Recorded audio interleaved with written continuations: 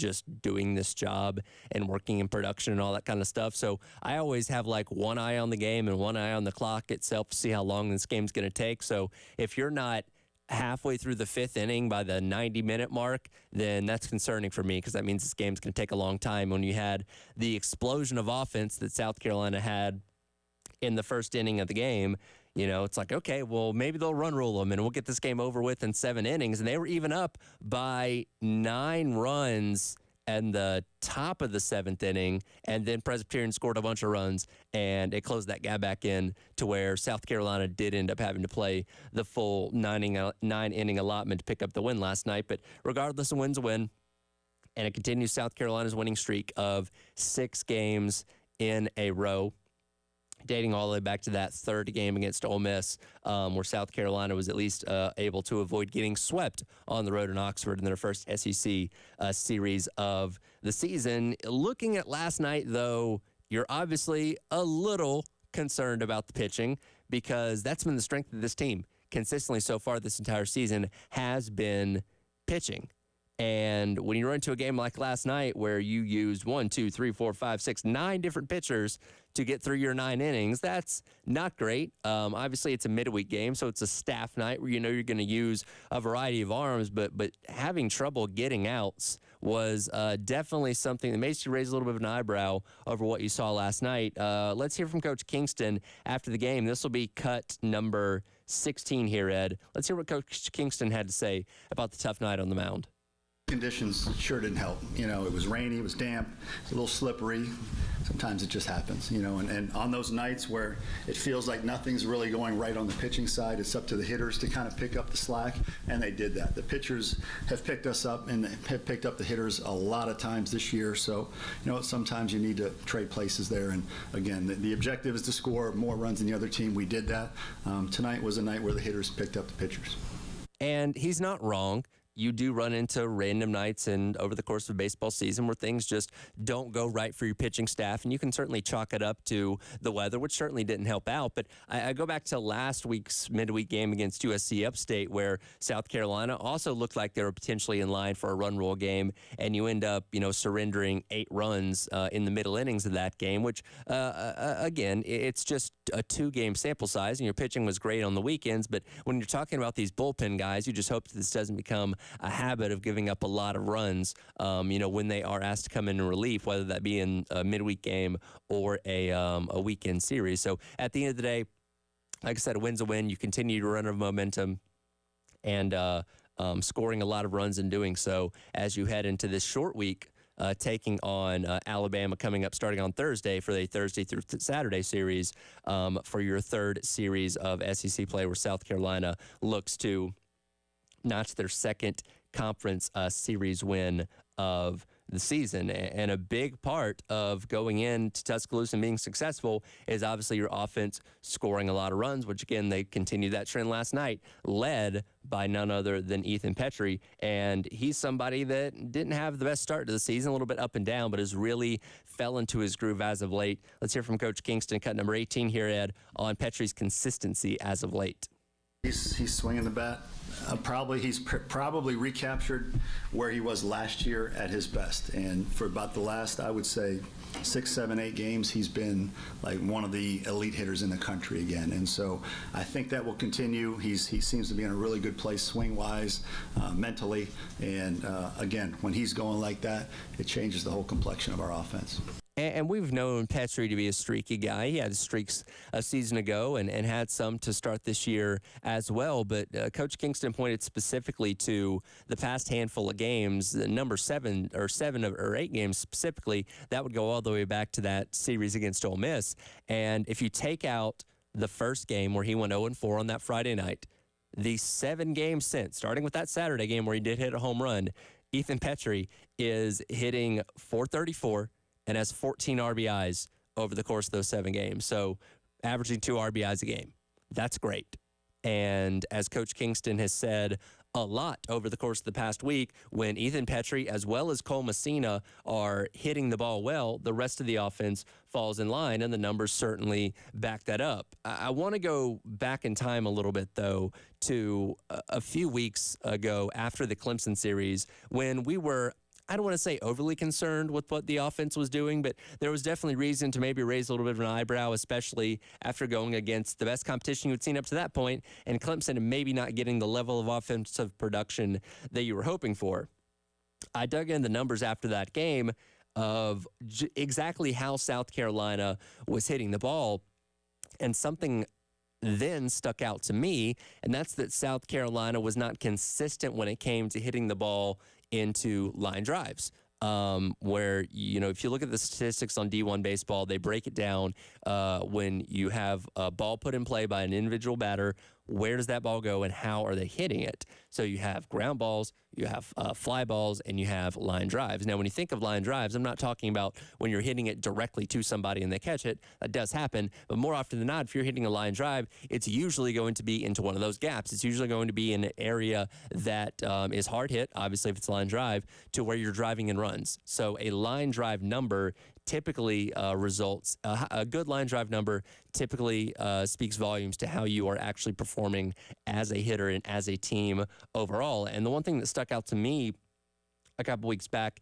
in bringing up that statistic was the fact that only 2 South Carolina hitters were over 10% in their line drive percentage going at that point in the season, those being Dylan Brewer and Kennedy Jones, lo and behold, the 2 best hitters on the team at the time and still are up to this point. And at the time, I compared it to Alabama, who is the best hitting team in the SEC, where all of their hitters were over 10% as far as line drive percentage goes at that point in time. So a few weeks have gone by. South Carolina's played some good competition now in Ole Miss and Vanderbilt, and I was curious to see where those numbers were. And I was happy to see that out of the starting 9 that are available for these numbers for South Carolina, as far as guys that consistently are in the starting lineup, all but one of them have a line drive percentage over 10%.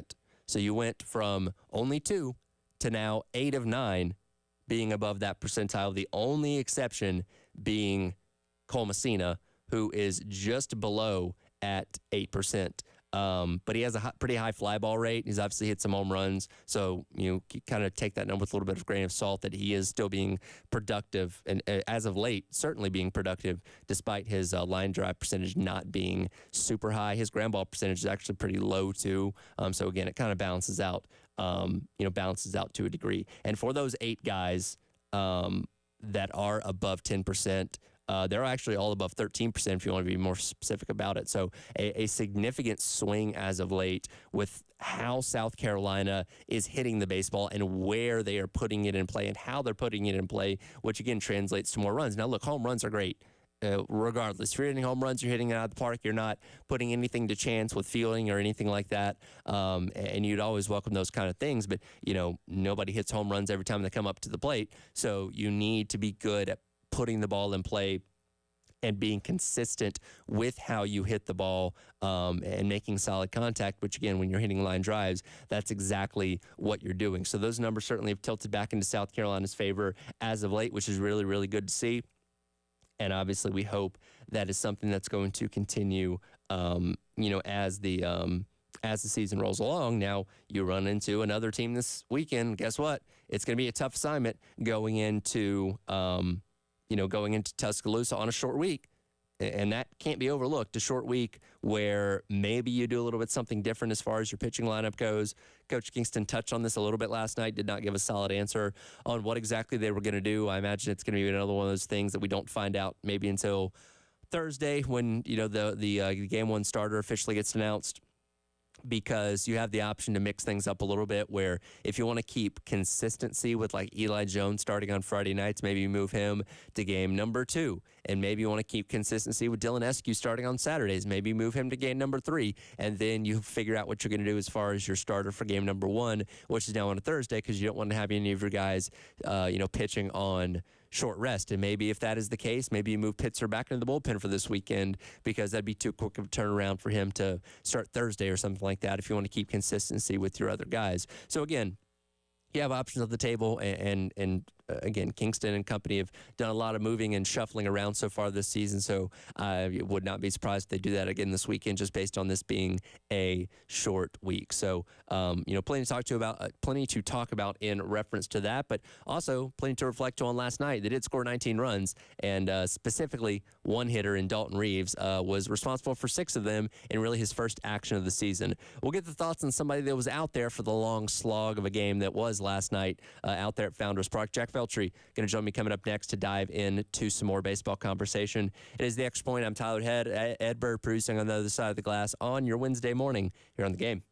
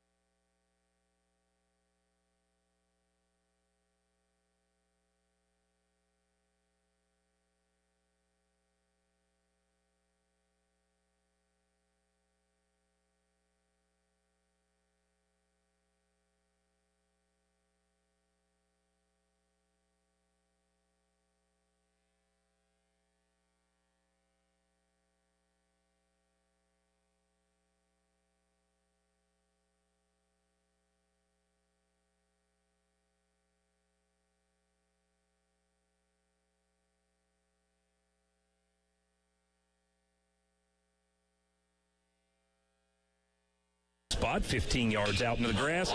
This one is hit high and deep, and that is gone. Another 3-run homer for Dalton Reeves. And the Gamecocks have gotten most of those runs back. Welcome back in. It is the Extra Point. Tyler Head along with you on this Wednesday morning. Derek Scott on the call last night, Gamecocks Radio Network. Yes, Dalton Reeves hit his second 3-run home run of the game and his first real action for the Gamecocks this year, funny enough, against his former team. We'll get into him in just a moment, but Jack Beltry now joining me as always on the phone lines, 803-404-6100. But Jack, I got to start off with this. You were in attendance last night for this marathon of a game. In the top of the 7th inning, when South Carolina is leading 17-6, I think we all thought, oh, for sure this is going to be a run rule game, right? And then a Presbyterian piles on a bunch of runs, and you realize, oh, I'm probably going to be here for all 9, aren't I? Yeah, of course not. Of course, it's never that simple. Watching baseball is a sport where you can never just predict what's going to happen, and it's going to take a lot of twists and turns. But you got to play the full 9 and. Hey, they managed to get the job done. It was just, you're glad this is a midweek game, and, it's not as important as a weekend series. And while it's not as important, I mean, a 6-game win streak's a 6-game win streak, and I don't think that can be underplayed, especially as you're getting set on a short week to get head into Tuscaloosa to take on a very good Alabama team that's looking for revenge themselves as they got swept by Georgia this past weekend. Yeah, no, I mean, they're clicking at the right time, I think. 6 wins in a row, like you said. I think it's a real good turnaround after dropping that series at Ole Miss. Now you're going to Tuscaloosa where, look, I know Alabama just got swept by Georgia and all that, but at the same time, playing on the road in the SEC is no easy task. And if you're South Carolina, you got to really hit the ball well.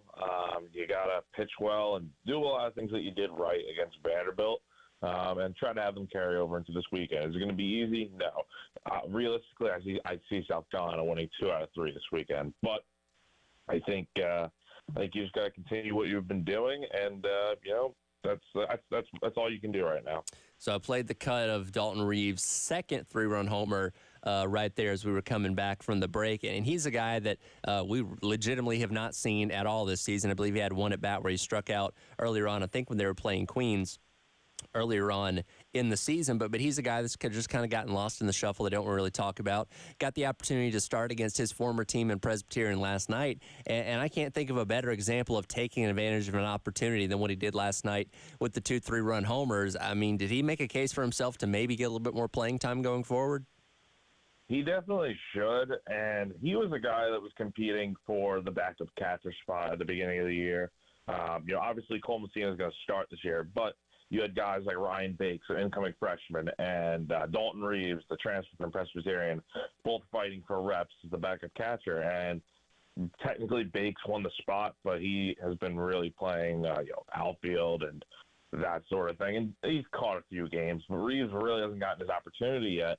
And you see him last night go in there against his old team, and he hits the 2 home runs and has a big game, 6 RBIs. I methink that's crazy for a first game.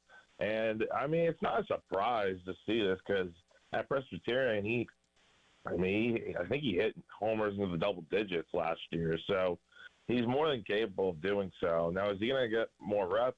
Probably not as consistently.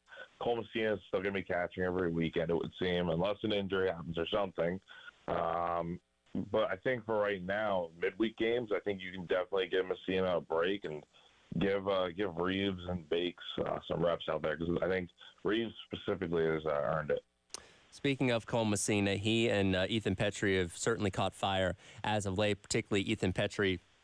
Another strong performance for him last night with 5 RBIs himself to go along with Dalton Reeves. 6 there, from the standpoint of the rest of the team, kind of falling in line behind them, which is something that Kingston's talked about quite a bit. When your 2 best offensive players are hitting, the rest of the team is usually going to follow suit. From an insider's perspective, what has changed about these 2 guys in these past couple weeks where they're finally seemingly starting to hit their stride? And let's not forget about Kennedy Jones as well, who's sandwiched right in the middle of these 2 guys. Messina in the 2-hole, Jones in the 3, and then Petrie in the 4. Now, what's changed? I know a few weeks ago The guys talked about how they all had a big hitters meeting or whatever with the coaching staff and trying to tweak some things. And then over the weekend, Petri was kind of asked about what changed, and he was kind of saying that the guys all just kind of agreed that they just need to go back to just having fun at the plate and keeping it simple and not trying to worry about the bigger picture of, oh, I got to get a hit in this spot. I got to get hit every time I'm at the plate. Well, unfortunately, in baseball, that's not how it really works. You're going to fail more times than you succeed.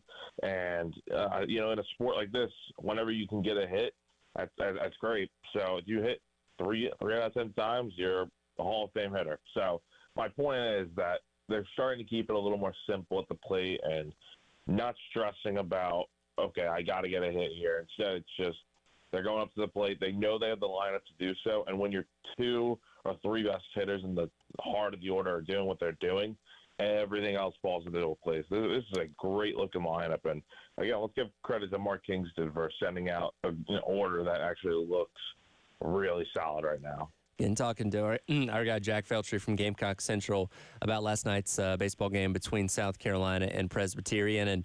And, Kingston, I played the clip a little bit earlier. He, wrote off the pitching performance last night as an anomaly, midweek game. It was raining and all that kind of stuff, where you give up 14 runs. And I agree with that to a point. But I look back at last week against USC Upstate, where South Carolina also gave up a lot of runs with guys that you're using out of the bullpen.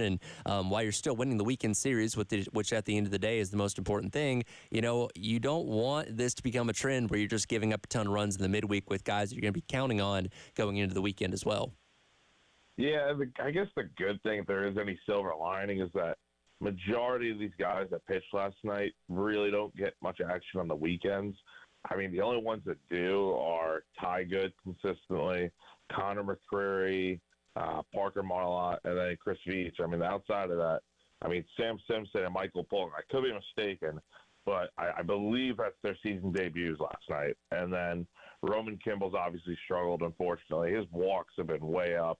And then Eddie Copper, who's been a really solid pitcher. He had 5 strikeouts last night in less than 3 innings, but at the same time, walks killed him last night. He got 3 runs. And honestly, as a team, walks killed them last night in general. 13 walks is not good. And, they had more walks than strikeouts. So, anyway, I think long-term, you got to get it figured out.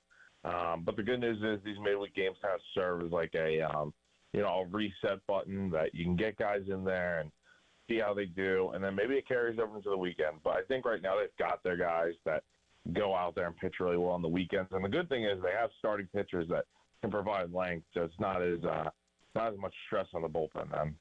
Speaking of pitching, Kingston for this weekend did not give a announcement for who the starters are going to be, it being a short week because you have the first game coming up tomorrow being a Thursday night. Do you see them moving everybody up a day, or do you try and rearrange a little bit where you're still getting Eli Jones on Friday and Dylan Eskew on Saturday, maybe sliding somebody in for Thursday night instead? I think if it were up to me, I think you would still stick with Eli Jones on Thursday.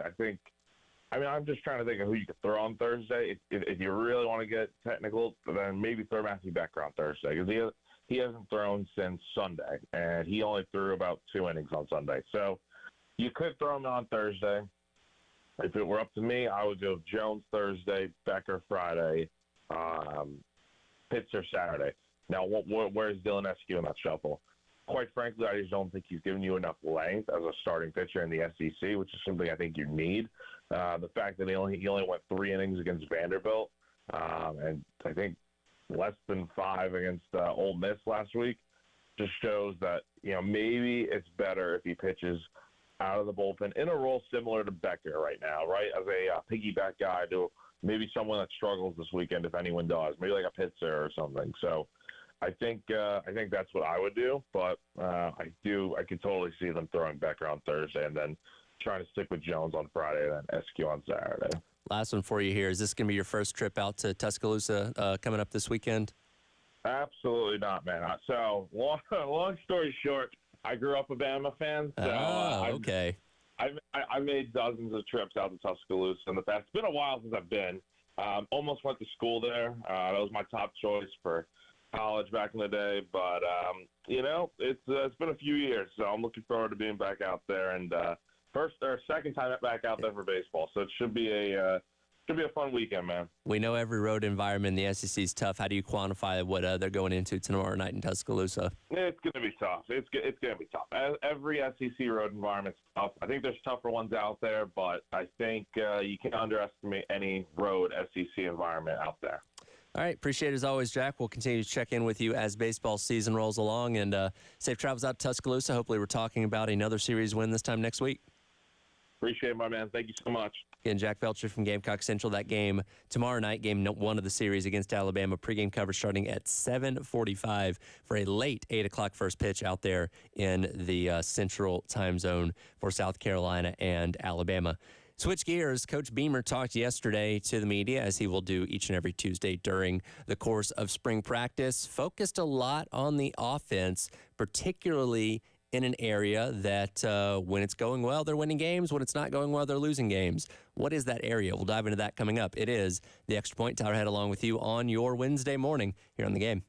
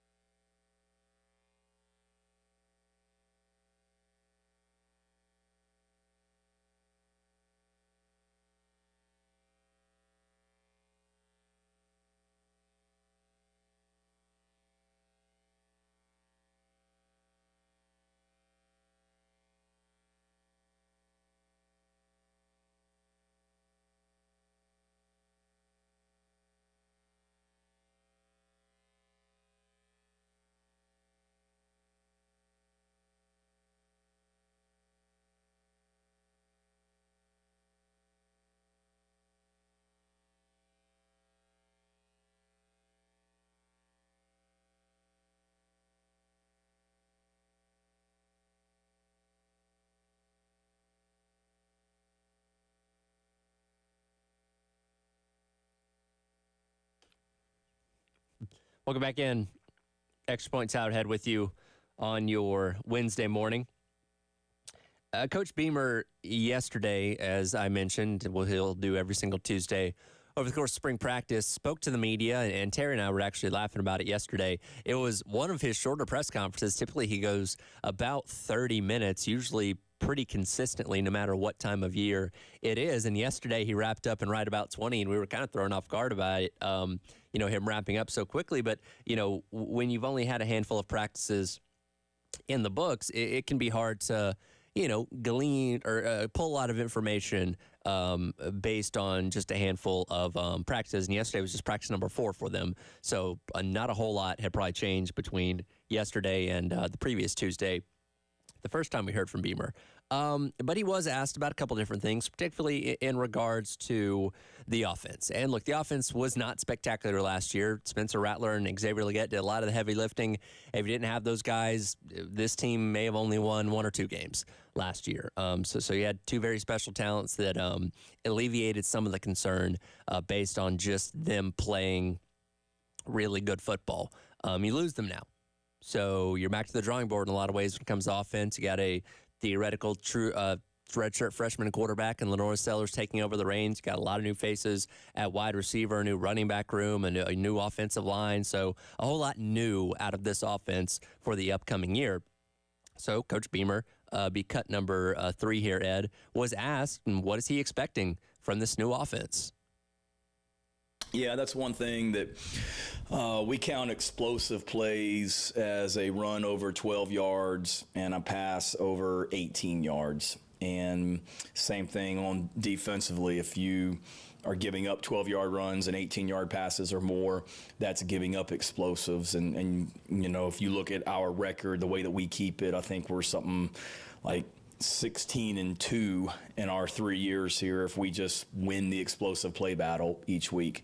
And that's not rocket science. Every team in America probably is doing the same thing. If you have a lot of big plays, your chances of winning are going to go up. But it's something that we've emphasized, always have, and really have emphasized to our players about being explosive offensively and then not giving up explosives defensively, which we did too many times at times last year. So, yeah, we want to be explosive, but as always, it's we want to be balanced. Well, what does that mean? To me, it's not 50-50. It's the ability to run the ball when you need to run it and the ability to throw it when you need to throw it.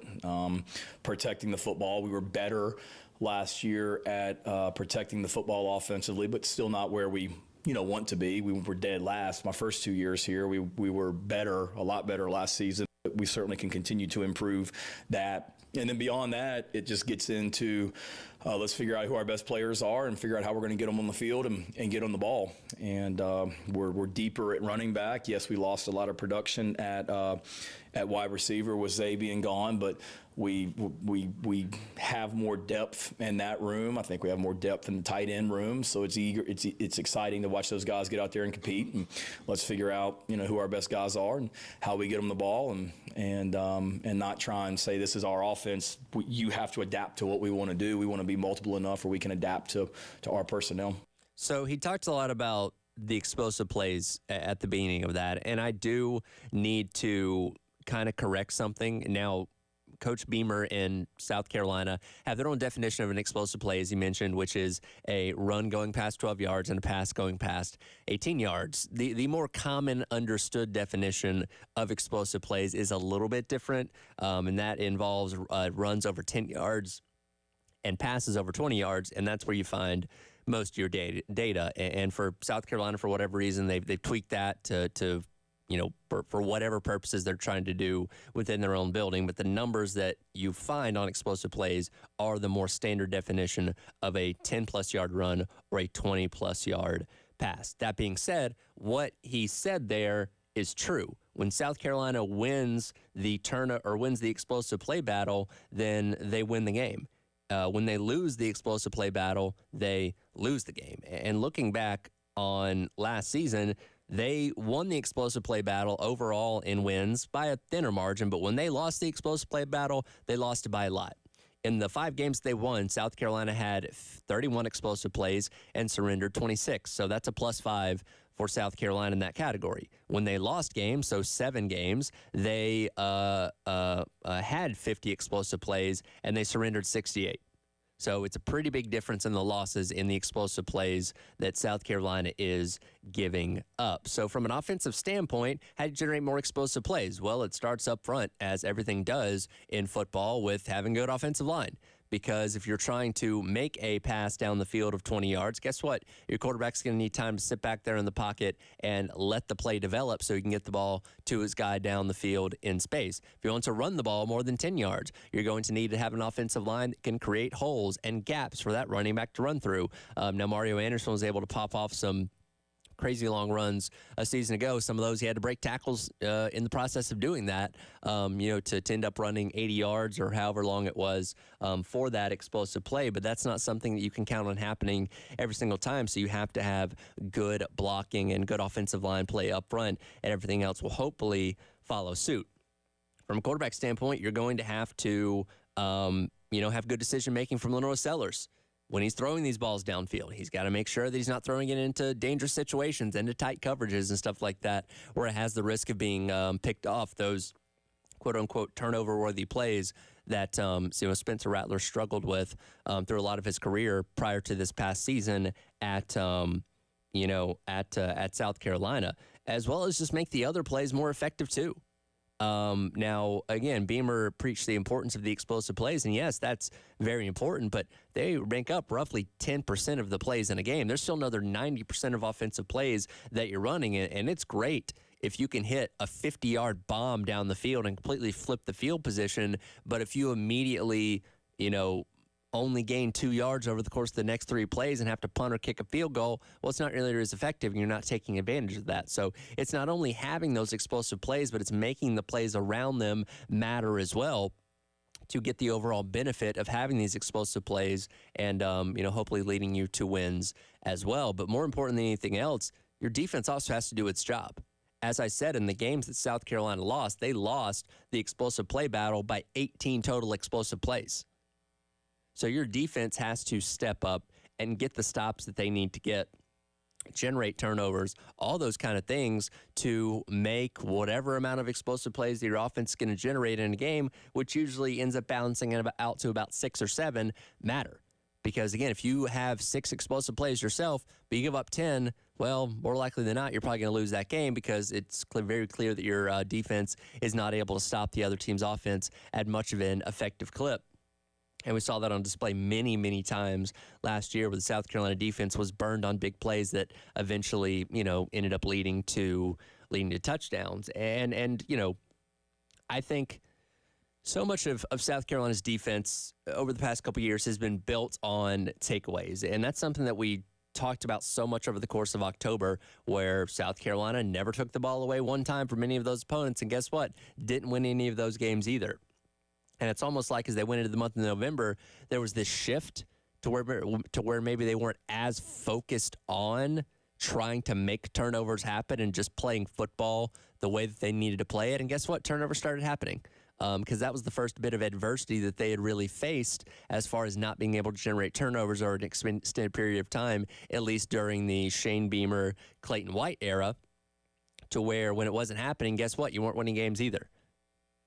And once you finally started generating some turnovers, and again, they mixed up a lot on defense with the different formations and schemes, that things started to fall in line for them, and the month of November was certainly a lot better than the month of October was. So again, as important as it is for your offense to be generating explosive plays, it's going to be just as important for your defense to be able to stop other teams from creating their own explosive plays that could end up rendering your explosive plays on offense moot at the end of the day. So, and again, getting back to the main point of Coach Beamer and assessing this offense, we're not going to know for a while because it's going to be nothing but inter-squad scrimmages and practices until the season rolls around. And it may take a couple of weeks. I look at that Kentucky game in week number 2 as being of vital importance, obviously, but that might be the time we'll really truly find out what this offense and defense are capable of going up against a competent opponent. And that's no disrespect to Old Dominion in week number 1, but they're not on the level of South Carolina, and that's a game that South Carolina should hopefully win pretty handily, where you're playing backups late in the second half and not in a sweat-it-out kind of game like you had against Jacksonville State this past year. But again, explosive play is going to be of vital importance on both sides of the football. And if South Carolina can continue to win that battle, hopefully that means they continue to win games with that as well. We'll come back. Wrap up our number one. There's no NCAA tournament action again until this weekend, but there is basketball being played last night and tonight around the world of college basketball. But do you care about it? And should you? I'll dive into that next. It's the Extra Point. Tyler Head here with you on the game.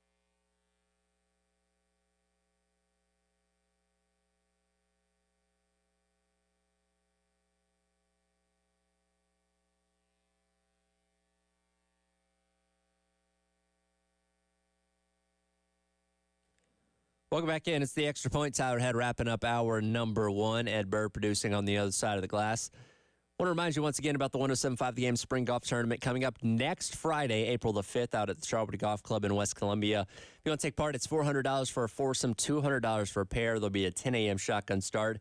Going to have giveaways, including USC baseball tickets, Carolyn tickets, concert tickets, and a craft beer card as well. If you want to take part, give Charlotte a call, 803-755-2000. Again, 803-755-2000 if you want to be a part of the 107.5 The Game annual spring golf tournament.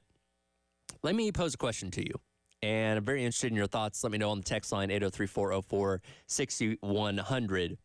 Would you rather, and I'm asking this from the context of South Carolina basketball, would you rather have your team make the NCAA tournament and get eliminated in the first round like South Carolina did to Oregon the other day, or win the NIT, win the whole thing, Madison Square Garden, walking away with the trophy, all that?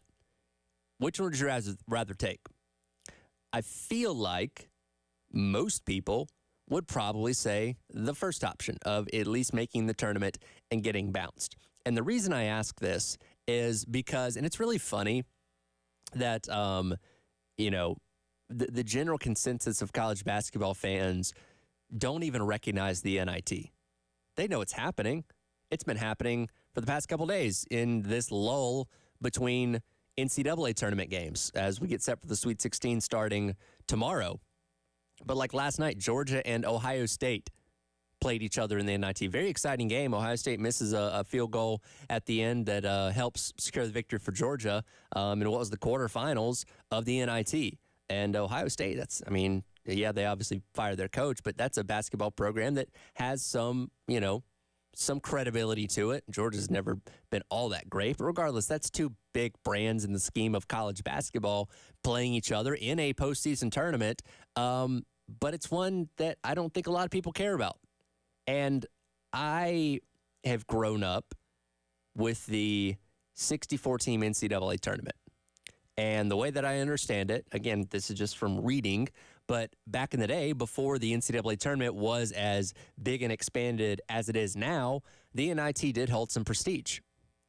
And winning the NIT meant something. It's something you would proudly, proclaim for your program. Now it's just kind of seen as a consolation prize. Now, I don't have a problem with teams playing in it. In fact, I encourage teams to play in it.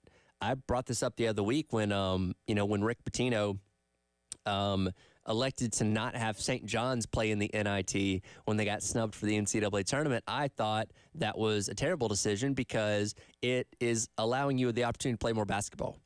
It's giving you a pursuit of something. You're playing in a tournament setting, and it's also not only good for your young guys to get a jump on next season and continue to develop, but for the guys who's never going to play basketball again, it gives them at least a couple more games, hopefully, to finish out their college career, play with their teammates, the whole 9 yards. So I 100% encourage teams to participate in the NIT if that's the best option that you have on the table by not making it into the NCAA tournament. But it's just kind of weird to me the way the NIT exists. And unless you're just the most diehard of diehard college basketball fans, you're probably not watching the NIT as a casual type of college basketball viewer. If your team is in it, if South Carolina's in the NIT, sure, you're going to watch it, and we're going to have it on the radio, and we're going to be talking about it each and every week. But outside of your team being in it, it's one of these things that we just act like doesn't really exist.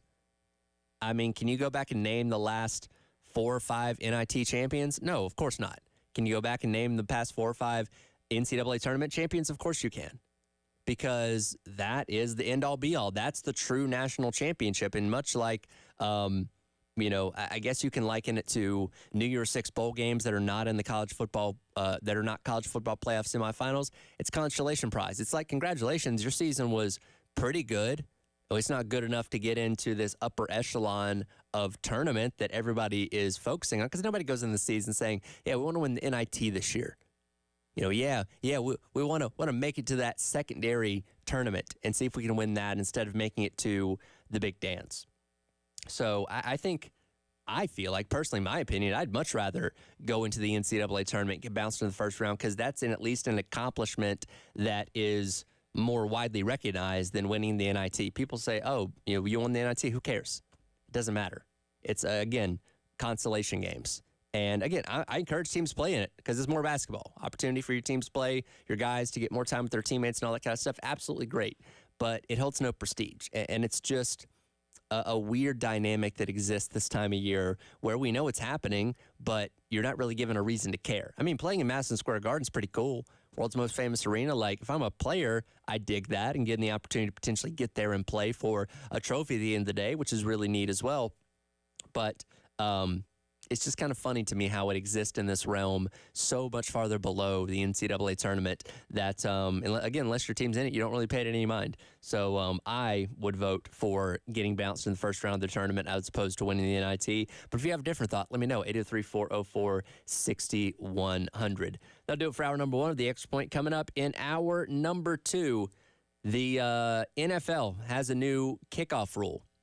There might be a future where college football adopts said kickoff rule.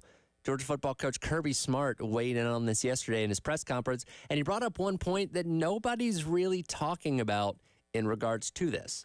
We'll dive into that coming up in hour number 2 of The Extra Point. I'm Tyler Head, Ed Bird, producing on the other side of the glass here on The Game.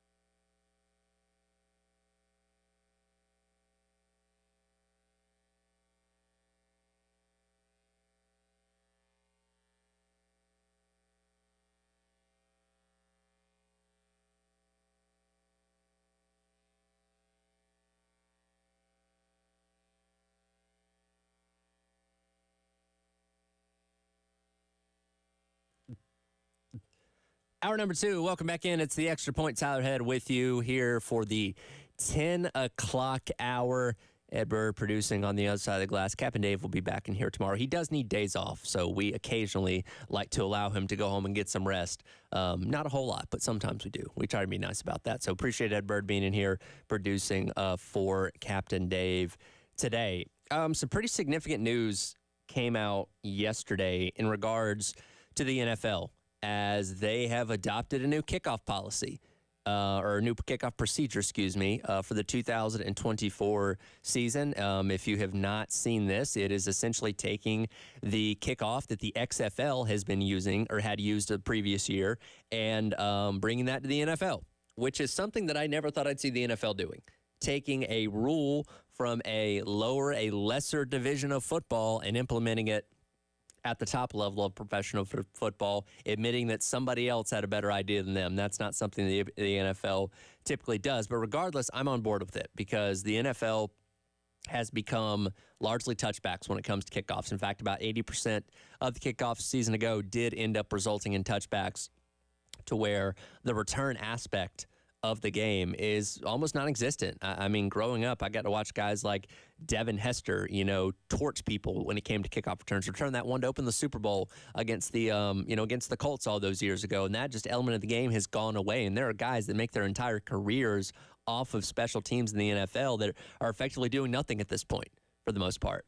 And the NFL wanting to bring that play back into form a little bit more while also keeping players safe, because that's why so many rules have been changed in regards to the kickoff, because it's the most dangerous play in football, because you have one team that's running down the field to tackle a ball carrier and another team that's running up the field to defend for the ball carrier. So a lot of high-speed collisions, concussions, soft tissue injuries, all those kind of things can result from that style of play, and that's why the NFL has changed the rules in the name of player safety to try and make that safer. But again, it unfortunately took the competition side out of it, which is what they're trying to do in bringing in tweaking these rules with the XFL style kickoff that would see the one or two returners kind of in the zone between the 30-yard line and the end zone, and then the blockers and the kickoff return team being essentially 5 yards apart, waiting at the 30 and 35-yard line and waiting for the return to get the ball. That way they're not running down the field. The high-speed collisions aren't as prevalent, and that hopefully can create some more returns and more excitement in the game itself. But whenever the NFL makes a rule change like this, and again, I applaud them for doing this and for taking something from a league that they look down upon, like the XFL. You got to imagine at some point college football might be looking into it themselves, and especially with these past couple of years with the running clock after first down and looking at 2-minute warnings coming up this year. There's been a lot of things that have started to liken college football more and more to the NFL in terms of how their games are run, the procedures that they go through, and the rules that they have. And again, with a significant rule change like this that completely alters a very important play in the sport of football, I imagine college football is at least looking into something like this in the future. Kirby Smart, who is actually a part of the competition committee for college football, in his press conference yesterday, was actually asked about this, and I thought gave a very insightful answer. Let's hear from him. Here's cut number 11, Kirby Smart. Ed. Interesting. I saw that. Somebody texted me that. I didn't see it, and I thought that came up in our meetings because we meet with the NFL personnel. They come in and give us a State of the Union. This is where we are, and then we share with them, well, this is where we are. We're sharing stats from our game, and it was, I can't, don't quote me exactly on this, it was around 80% of their kickoffs were touchbacks.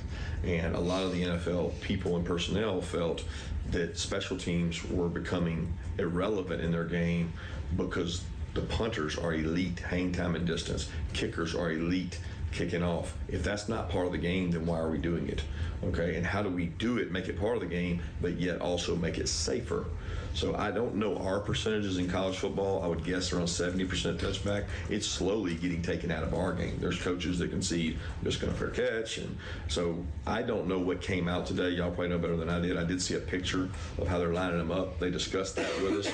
That's going to create less violent blows. But the way I understood it, it was also going to be a reward for you returning it or a punishment for you kicking it out of the end zone. It's going to promote kicking the ball in the field of play, because if you kick it out of the end zone, now the ball comes further out. So they're going to make it defend. They felt like you can't develop players in the NFL anymore without special teams, because they feel like young players develop. Charlie Warner, N'Kobe Dean, their first year they played 10 times more snaps on special teams than they did at their position. But those snaps now are irrelevant because it's a fair catch or a touchback. So if you want to develop your roster, you need to have special teams to develop it. We feel the same way. I developed my roster through special teams. The guys last year that started on all the units will probably start at a position this year. So you need those plays to be part of it, but you need them to be safe, because the highest injury rate has been kickoff, return, punt, return. A lot of that soft tissue, because you would think collisions, but it's more sprint. So you pull, and then also the collisions on kickoff, return. So I think the NFL is the model. They know what they want. They know what they're trying to do, and they're going to get it right. And then, hopefully we can start looking into that ourselves if the kickoff is not part of our game. So as Kirby mentioned, and he's right, the NFL touchbacks, as I said a minute ago, was around 80%, more specifically 78.2% this past season. So, 4 out of 5 times when a kickoff happens in an NFL game, it's usually going to end up being a touchback. And, again, that just takes a whole dynamic and element out of the game. Now, college football's numbers aren't as egregious.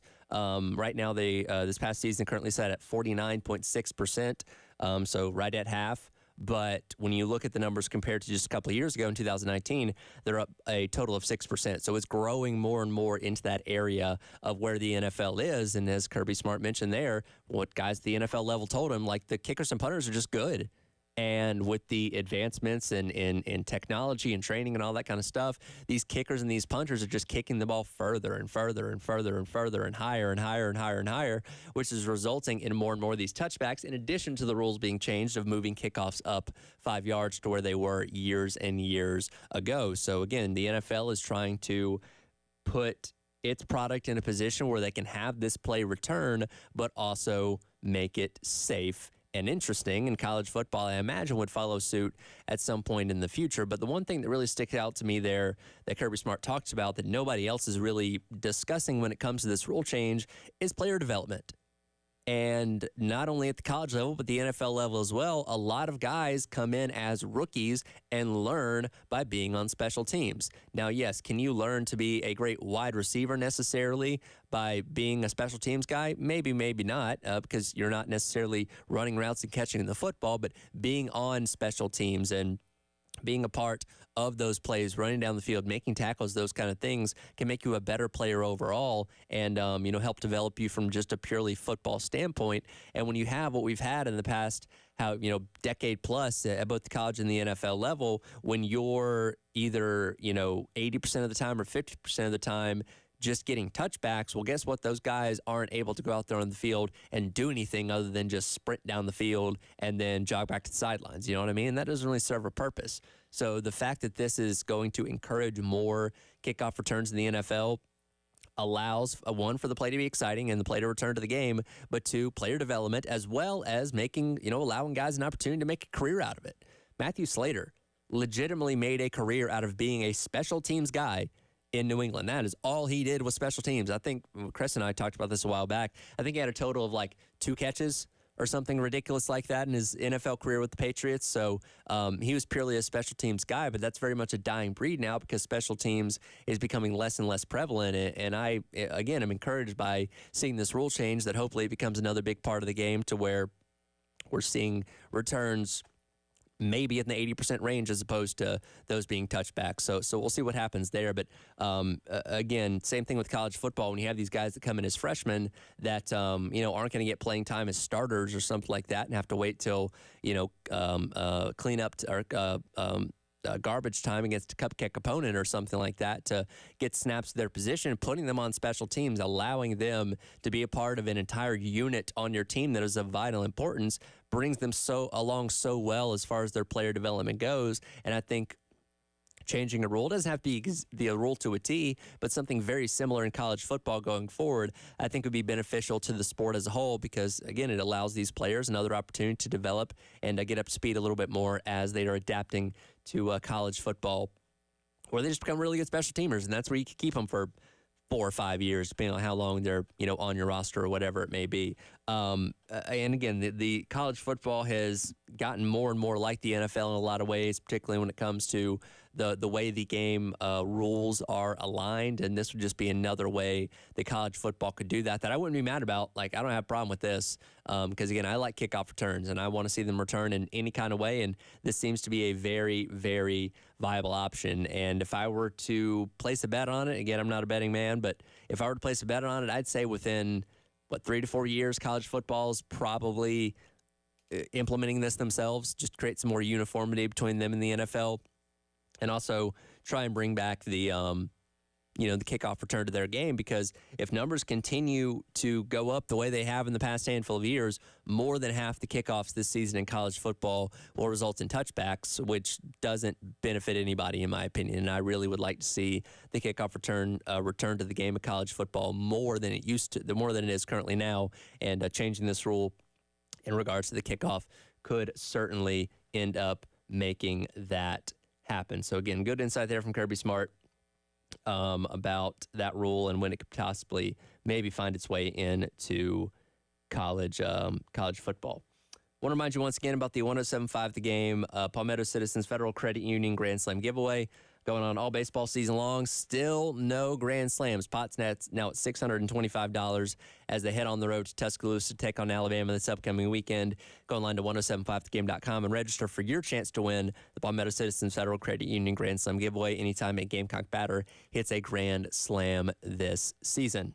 Speaking of the NFL, they have laid their flag into yet another holiday. Is college football's coming next? We'll see. Talk about that coming up. It is the Extra Point. Tyler Head along with you on this Wednesday on The Game.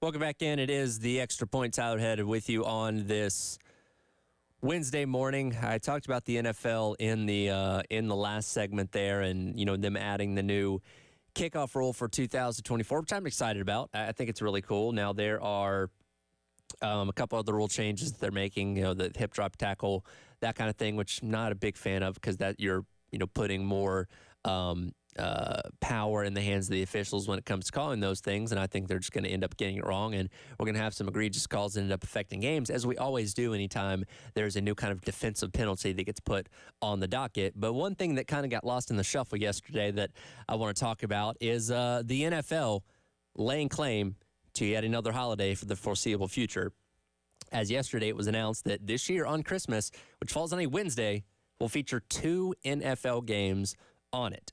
Now, this is not the first time the NFL's played on Christmas. They've kind of had a recent run of it as of late. Now, the past couple of years, Christmas has fallen on a weekend or close to a weekend where it's made sense for the NFL to put games on there. Now, historically, if Christmas falls on a Sunday, the NFL will play games on there. If the NFL, or if the Christmas falls on a Monday, play games there like they had this past year as well. But back in 2020, they experimented with Friday. The NFL, it was the Saints and maybe the Saints and the Rams, if I remember correctly, that played on Christmas on a Friday that year. Then you had a Saturday Christmas with games, Sunday Christmas with the games, and then this past year, a Monday Christmas with games. But when you get in the middle of the week, the Tuesdays and Wednesdays, the 2 days that the NFL does not normally operate, I said a while back, I think it was about this time last year, that I thought the NFL was going to make playing on Christmas a point of emphasis every single year, no matter what day Christmas fell on, and boom, Christmas is on a Wednesday this year, thanks to the leap year where we skip over Tuesday. And guess what? More NFL games coming to Christmas this upcoming year. So, you ask the question, well, why would they do that?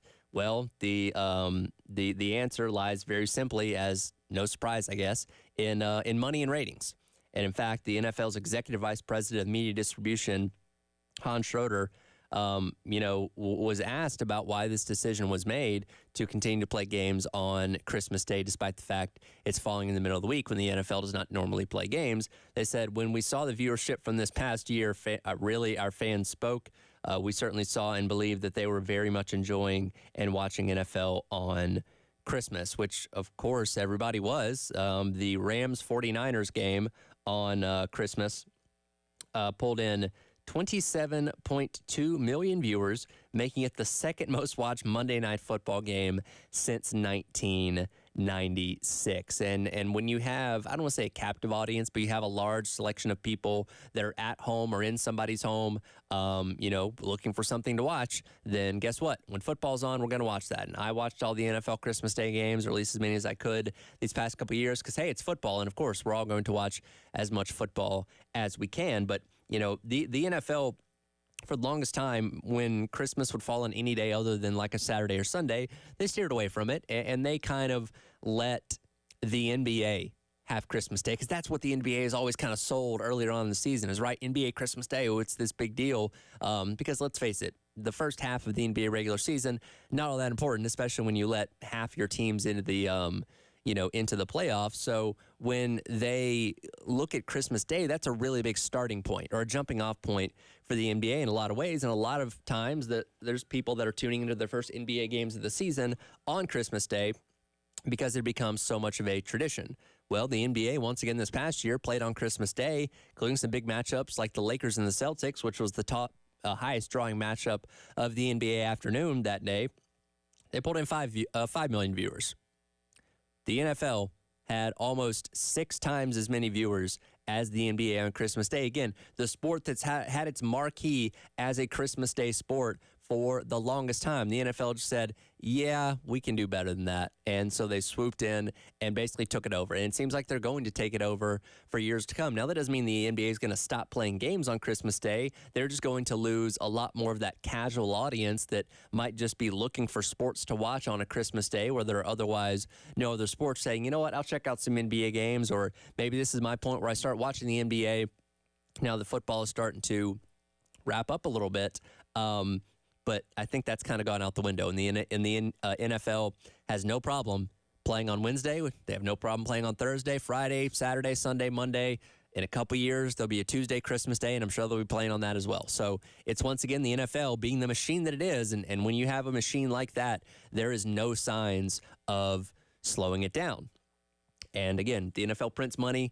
Even when they run into their share of controversies they have over the years, guess what? Those ratings haven't gone down. The revenue, the ads, all that kind of stuff just continue to rise and rise and rise. And that is why at the end of the day, they have no problem playing football on Christmas Day. But the dynamic between the NFL and the NBA got me thinking a little bit, because there are holidays that are tied to college football that the NFL has historically left alone and decided, nope, that's college football's time. We're not going to mess with that. But how long does that go on? I think about this from the perspective of like New Year's Day. When it falls on any other day than Sunday, the NFL gets out of the way.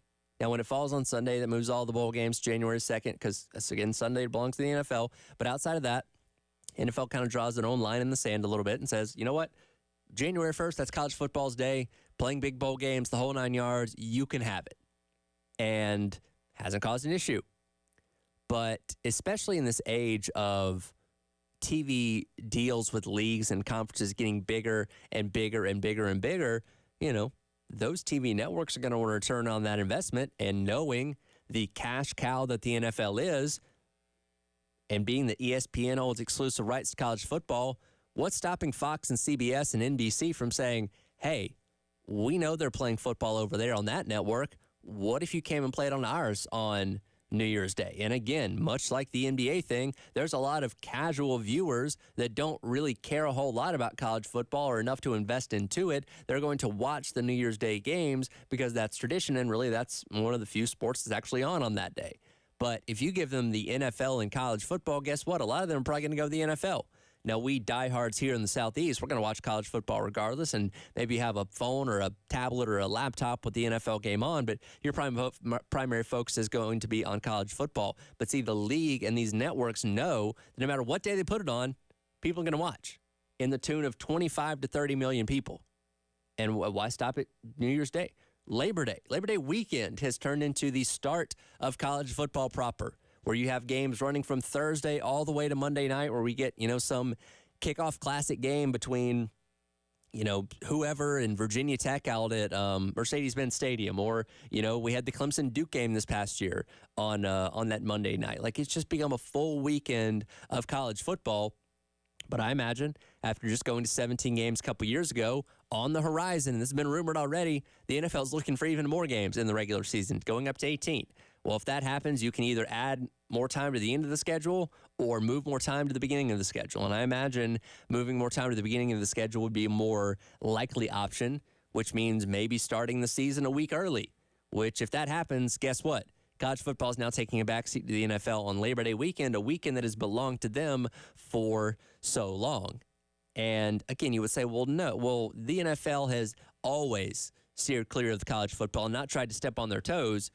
Yeah, up to this point, but they have no reason to continue to fall into that trend if they know that they can make money and generate a lot of viewership by playing on those same days. The NFL does not care what college football does. Again, they've been nice to them for a long time and thrown them a bone in a lot of ways, but it comes to a point where, again, when we're seeing this with the NBA, or with going head-to-head with the NBA on Christmas Day, the NFL knows they're going to win. Now, yes, a lot more people watch the college football bowl games than an NFL Christmas Day game, but if you're splitting hairs between the NFL and college football, NFL's probably still going to win those ratings battles, if we're being honest here. And they know that, which is why this is entirely possible for them to attempt to pull off if they too decide to do that. Now, again, that would potentially come with expanding the NFL calendar, but if they can go to 17, I don't see why 18 and maybe even an extra bye week wouldn't be in the near future of NFL football. But if they do indeed come and try and take over college football's time slot, college football can't really do anything about it. Maybe there's some pushback from ESPN given the relationship with both, but as it stands right now, I think the NFL would probably dominate college football in the ratings, or I don't want to say probably, they would dominate college football in the ratings if they were going head-to-head on some of those certain days that we've come to expect to revolve around college football. So we'll see what ultimately ends up happening there. I want to remind you, the craft beer card is back. You can spend $30 at a brewery at 12 craft beer locations, $360 value, all yours for only $79. Go to 1075thegame.com and click on Sweet Deals to purchase the craft beer card. Jen Jensen will jump in with me coming up next, and we'll do as we always do in the middle of the week, talk about racing and the first trip for the NASCAR Cup Series to a road course this past Sunday, going out to Circuit of the Americas. That's coming up. It's the Extra Point here on the game.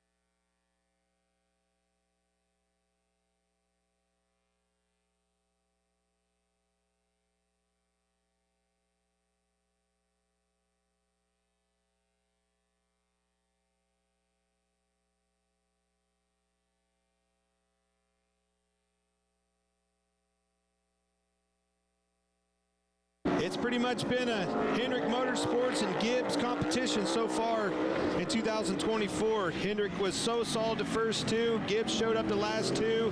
Hendrick back on top today.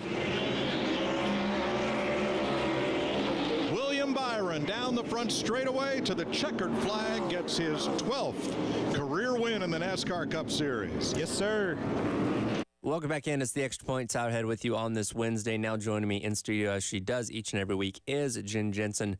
Talk a little bit of racing. That was the call on Sunday on Fox Sports out at Circuit of the Americas in Austin, Texas. William Byron picking up his second win of the season in the Echo Park Automotive Grand Prix out there. And Jen, for the fifth race this season, we have now seen our first repeat winner. Excuse me, sixth race this season. Our first repeat winner, that being William Byron.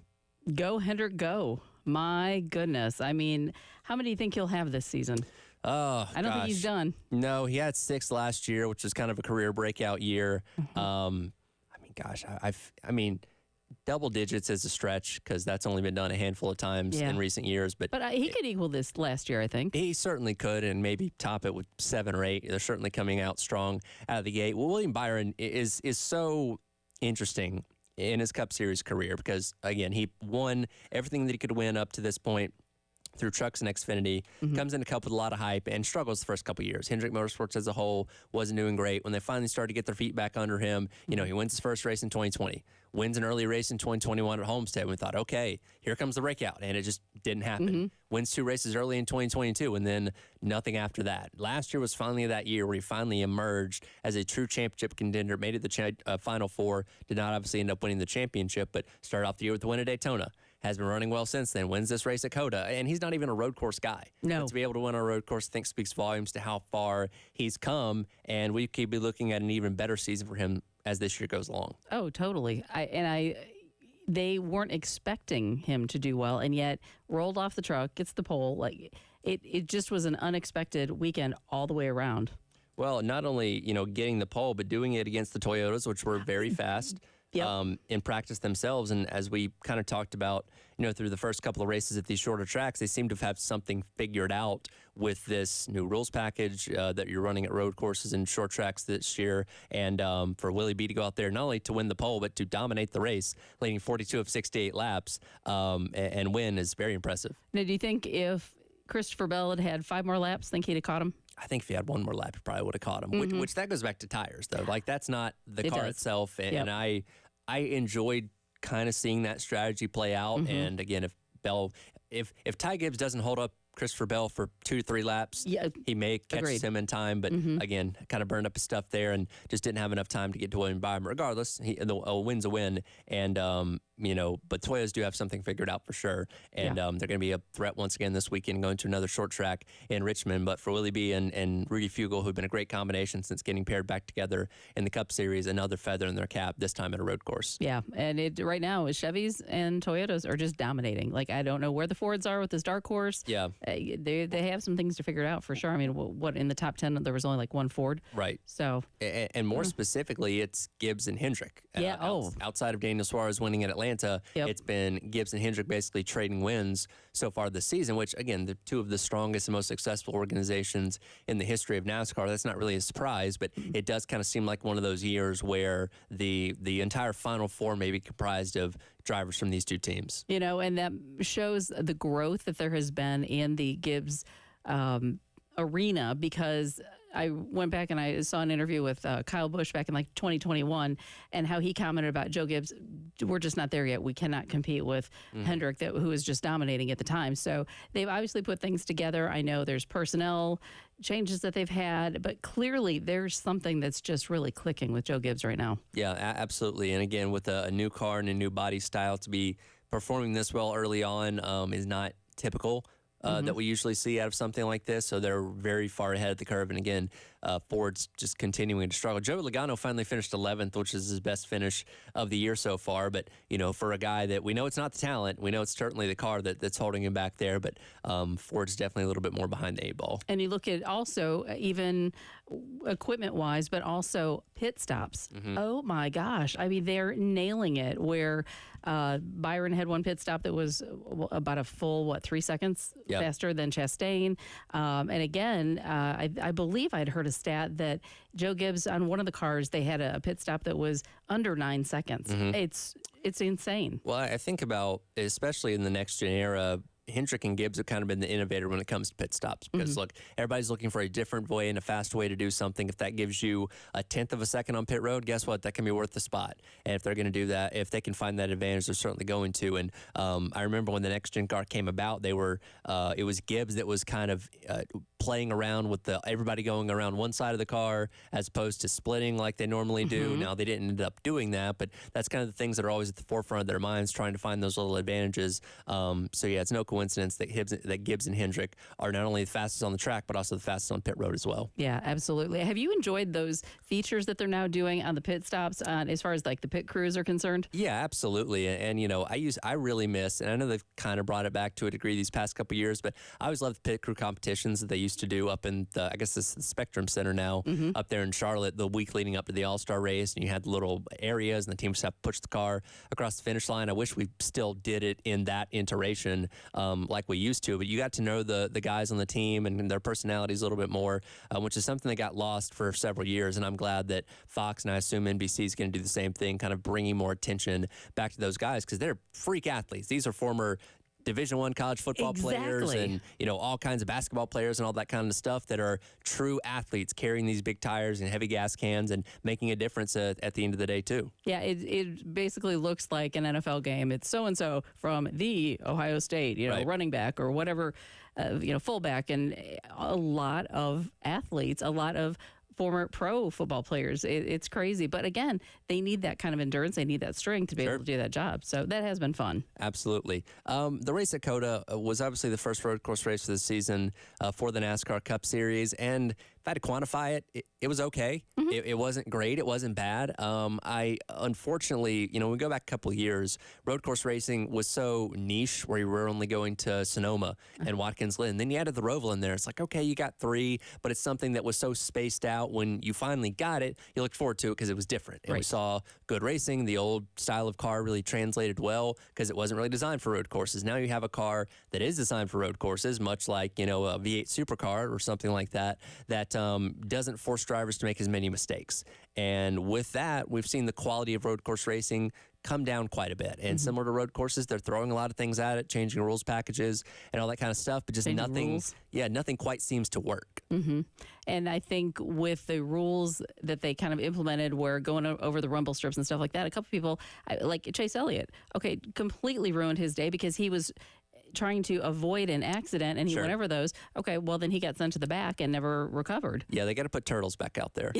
Like if you're gonna cut the course, it is going to be a punishment to you. Yeah, and it's up to you to decide if you want to do it or not. So, and I know that Elton Sawyer, one of the VPs of competition for NASCAR, did comment on that earlier on this morning that they're looking into that because they had a long list of guys that got penalized for that over the weekend. There was a lot of that. It comes to the point where it's like, all right, now you're taken away from the race. Like SVG on Saturday in the Xfinity race. Yes, had this amazing battle for the win where Larson ends up winning after he and Austin Hill make contact, but then you get to the end of the race, you find out, he cut the course. Instead of finishing 3rd, he actually finished 28th because he got a time penalty. Like, those are the kind of things, because, again, we try and differentiate ourselves from F1, who is so concerned about track limits. If you put a tire into the paint, you're going to get penalized for it. NASCAR said, hey, that's not us, except for at a place like this when you're going through the S's, and I would like to see it be relaxed or just put the turtles back in there.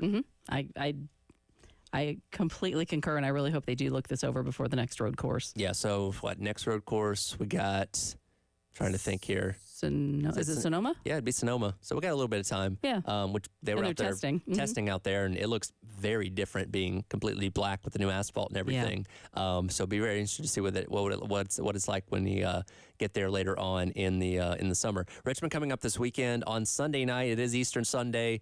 NASCAR started this with the dirt race a couple years ago on racing on Easter Sunday and kind of trying to make it a thing.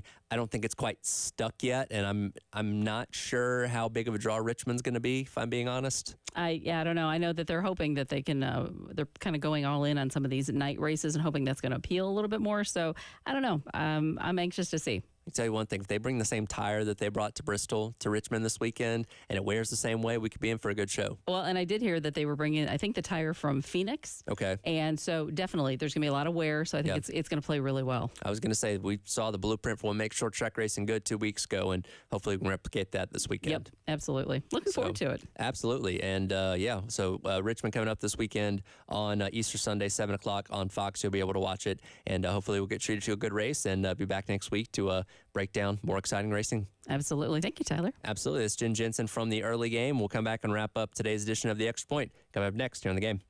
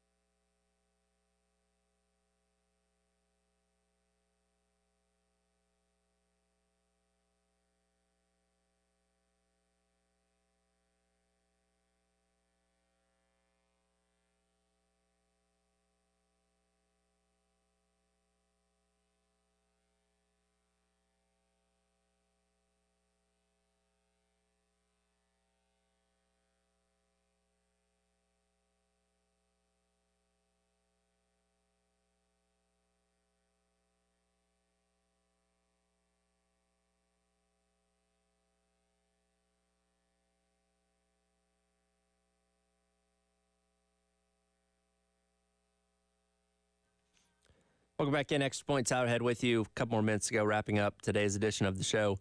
Coming up next, as always, in the 11 o'clock hour, it's the Gamecock Central Takeover Hour presented by Firehouse Subs, as Wes Mitchell and Chris Clark will jump in here with me. We'll dive into plenty more of the Beamer conversation, as well as looking back on baseball from last night.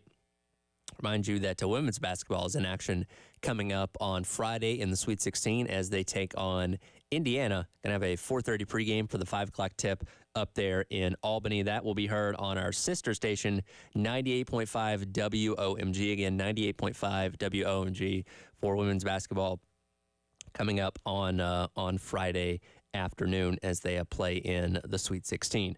One out to the Firehouse Subs text line, 803-404-6100. Nameless texter weighs in, and in reference to my conversation earlier about the NFL coming for more and more holidays that belong to other sports. Outside of the Thanksgiving food, I assume coma is what he meant here, Egg Bowl, who has time to watch football on major holidays? Quite a bit of people, actually. You'd be surprised. And I know it can be hard to understand what other people's viewing habits are if they don't quite align with your own, because there are a lot of people that when it comes to major holidays like Thanksgiving, Christmas, that kind of stuff, they do keep the TV off. They do, they don't,